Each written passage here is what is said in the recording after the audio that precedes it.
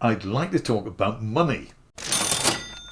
A subject dear to the hearts of most of us, but when you're buying a piece of gear, it is an essential part of the equation. And the question I would like to ask is, why do so few, in fact I would say the majority of YouTube music review channels, why do they not mention price? Well, I have a couple of theories, of course, which I would like to share with you and see what you think. Now, I have heard it said that it's not a reviewer's place to comment on price. Needless to say, I absolutely, totally disagree with that. I think it's a reviewer's job to tell us what the gear is, how it works, what it does, what's good about it, what's not so good about it, but also how it fits into the scheme of other similar pieces of equipment. Now, some channels do this in a sense. They might say something like it has these features that the competition lacks, or it lacks features that the competition has. But they don't always say what the competition is. Sometimes they do, but they don't always mention the price. And I think we need the price as consumers, which we are. We need to know where this fits into the general scheme of things of whatever it is that we're buying. Very few of us can see a piece of gear and just go out and buy it regardless of the cost. There's the old saying about buying a Rolls Royce. If you have to ask how much it is, you can't afford it. Not many of us are in that position. About buying synths, never mind expensive cars. So in that sense, I think a review which does not mention price is not doing the full job, and I really think it is selling the viewers short. So that's one possible reason, or I would say it's an excuse. I guess it really depends on how you see the role of a review. And you know how I see them. I've done a few reviews on this channel, not many, but I think in all cases I have mentioned the price.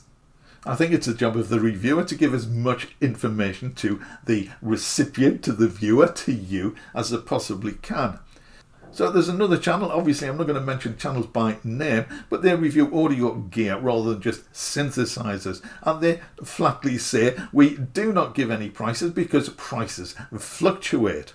And this is a fair point, but they don't jump up and down on a daily basis as the prices in the stock exchange might do, for example. And in any event, most people are going to check out the prices anyway on Google before they go to buy it. But by not giving a price, then the viewer does not know where this piece of gear fits in alongside other similar pieces of gear. So if we look at the fluctuating price argument, then yes, of course, prices do fluctuate, but magazines, that bastion of the printed word, magazine reviews do include prices, and it's there, it's fixed for all to see for eternity, I guess. So if magazines do it, why do YouTube reviews not do it? It helps put that piece of gear into perspective. So the fluctuating price argument, I don't think stands up to examination.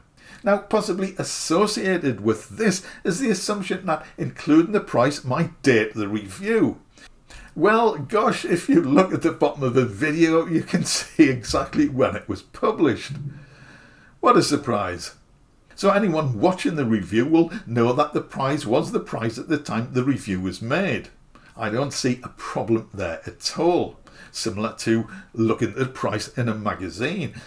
Now, the majority of reviews are going to get the majority of their viewers in the first days, weeks and months of the review being published.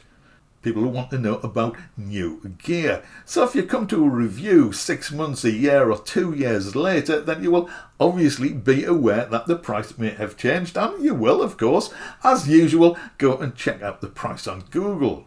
So I don't think that in any way can be regarded as a valid argument for not including the price.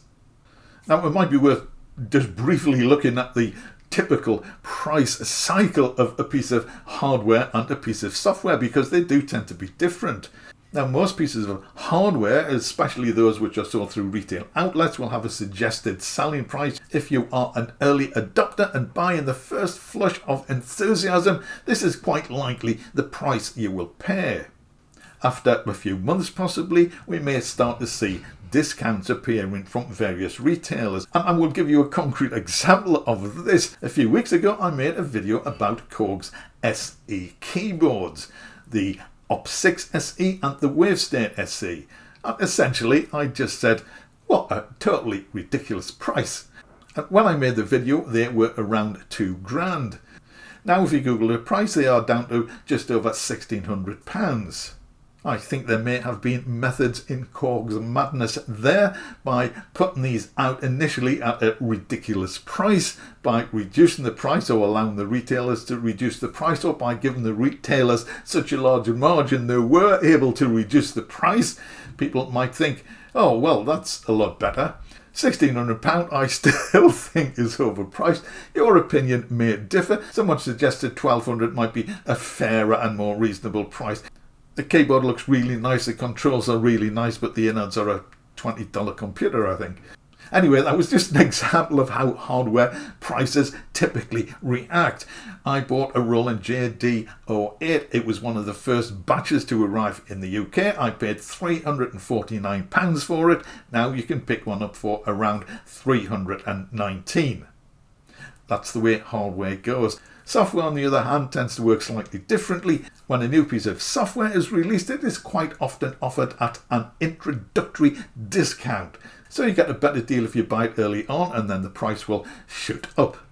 However, as I have said in many videos, never, never, never pay full price for a piece of software. With very, very few exceptions, and there are exceptions, but with very few exceptions, every piece of software is discounted at some point. Not just during Black Friday, but throughout the year. There are numerous sales, and it is a rare piece of software indeed which is not sold at a discount at some time.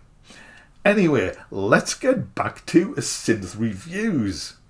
The final reason I have come up with as to why reviewers might not want to include a price, it sort of verges on YouTube reviewer conspiracy theory, so bear that in mind.